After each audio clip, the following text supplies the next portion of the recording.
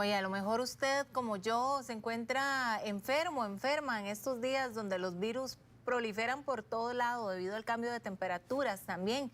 ¿Qué recomendaciones hay para estas fechas? Porque muchas veces los más afectados son los niños, los adultos mayores o las mamás que tenemos niños, ¿verdad?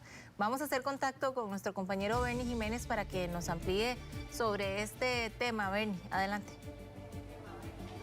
Hola Melissa, muy buenos días tengan todos ustedes. Feliz viernes, ya final de semana. Vamos a comenzar con una nota sobre la situación que se presenta en el Hospital Nacional de Niños, en el cual se reportan entre 100 y 200 casos todavía sobre la línea de la normalidad que reporta el hospital durante los fines de semana. Y esto provocado, como bien lo mencionabas, por el tema de los virus respiratorios de vías respiratorias superiores. Y es importante mencionar esta situación porque a raíz de esto lo que queremos hoy es compartir. Estamos acá en la Clínica Nubo con el doctor Emanuel Morales, que nos va a contar, doctor, primero que todo, buenos días, ¿cuál es la razón por las cuales este tipo de virus proliferan en la época lluviosa? Muy buenos días, muchas gracias por la invitación a participar del programa, ¿verdad? Estos virus se ven afectados por dos principales razones: el cambio climático, ¿verdad? El frío favorece la proliferación de estos virus y además vamos a ver, en las escuelas, en los colegios y en los centros donde hay aglomeración de personas, va a haber más tendencia también a estar un poco más encerrados por el tema del clima, ¿verdad? Porque son climas lluviosos en los que necesitamos refugiarnos de la lluvia y esto va a generar, ¿verdad?, que la aglomeración de personas genere un contacto aumentado en los virus respiratorios. Claro, otra consulta muy usual es en función de la recomendación de las autoridades que mencionaban que los extremos de la vida, los adultos mayores y el grupo de menores de edad son propensos. Si pudiéramos explicar por qué razones esos son los grupos que más suelen ser afectados por ese tipo de virus. Claro, pasa que en los extremos de la edad, como usted bien lo menciona, nosotros tenemos una condición inmunológica diferente a lo que tenemos cuando somos adultos jóvenes, ¿verdad? ¿Cuál es la diferencia? Los niños no han estado expuestos todavía a todos los tipos virales que existen, ¿verdad?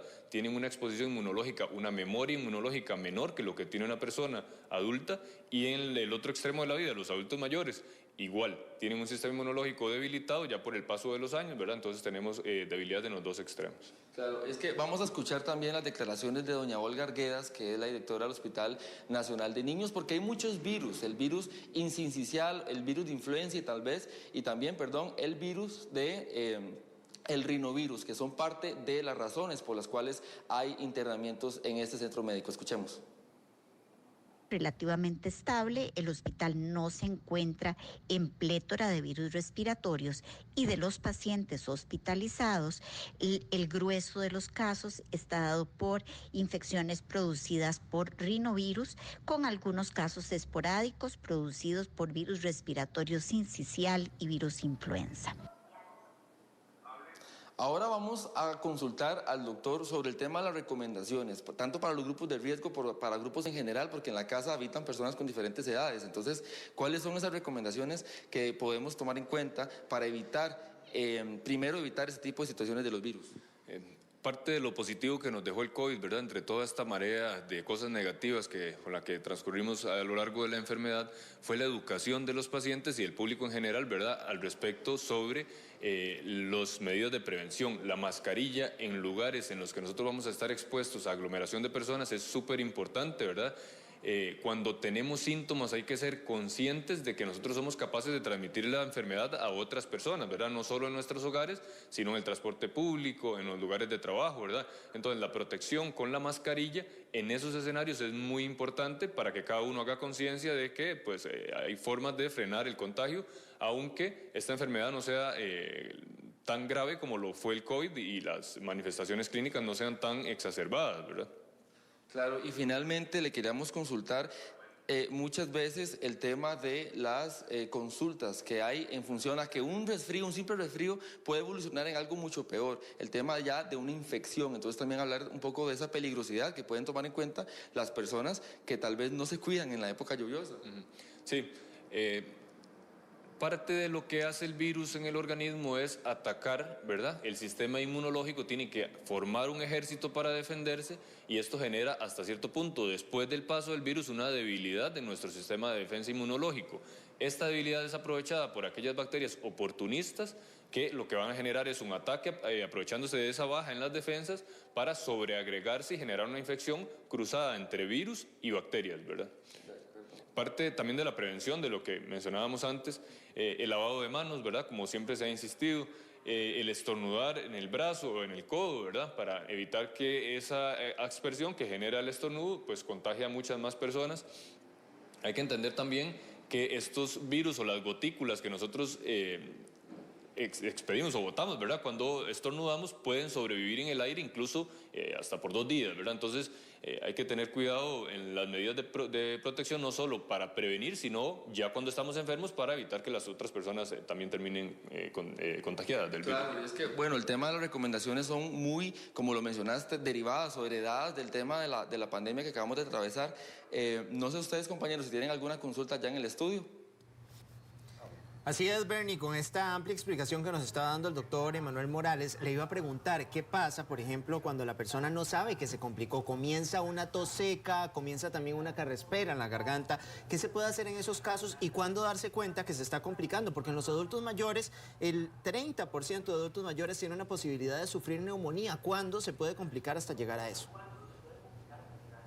En función de, ahora hablamos de la prevención, ¿qué pasa ya cuando tenemos los síntomas? Muchas personas no saben o no se dan cuenta cuando esto evoluciona y también se pueden complicar. ¿Cuáles son esas señales que podemos tomar en cuenta para acudir obviamente siempre a un centro de salud? Yo siempre hago la recomendación a mis pacientes, ¿verdad? ¿Cuándo uno debe consultar al médico? Siempre que uno está enfermo. Entonces, los virus normalmente son autolimitados, ¿verdad? Así como ingresan solos, también se eliminan solos. El cuerpo es capaz de contrarrestarlos y eliminarlos sin tener que usar medicamentos. Sin embargo, ante el posible riesgo de automedicarse, siempre es mejor consultar al médico para que ese tratamiento sea dirigido, ¿verdad? ¿Qué síntomas nos pueden a nosotros pensar de que la cosa va un poco más allá y que no es un virus común y corriente? El principal síntoma de preocuparse o de poner atención es la disnea, y la disnea no es más que la falta de aire, ¿verdad? Cuando nosotros presentamos falta de aire con un virus respiratorio, más que todo en adultos mayores y en niños, es hora de consultar sí o sí. En los niños también una condición como el CRU, que es una faringitis o una inflamación de la parte de la faringe, que nosotros vamos a escuchar un estridor laríngeo, que es un sonido característico que emiten los niños. Y aparte, esa falta de oxigenación, que uno puede ver tirajes intercostales, que es una manifestación clínica que vemos en niños también, que es el movimiento de esas de tórax hacia los músculos intercostales que no se utilizan normalmente en la respiración. Entonces, son signos clínicos y condiciones que se pueden presentar que debemos consultar de manera inmediata, ¿verdad? De acuerdo. Muchísimas gracias, doctor, de verdad por la explicación. Y como le mencionábamos, actualmente se registra un aumento entre unos 100 y 200 casos más durante los fines de semana, según el reporte del Hospital Nacional de Niños. A tomar en cuenta estas recomendaciones e incluso en las próximas ediciones vamos a ampliarles sobre cuáles son las recomendaciones para evitar ser o padecer de este tipo de complicaciones. Ustedes continúan con más información allá en el estudio, compañeros.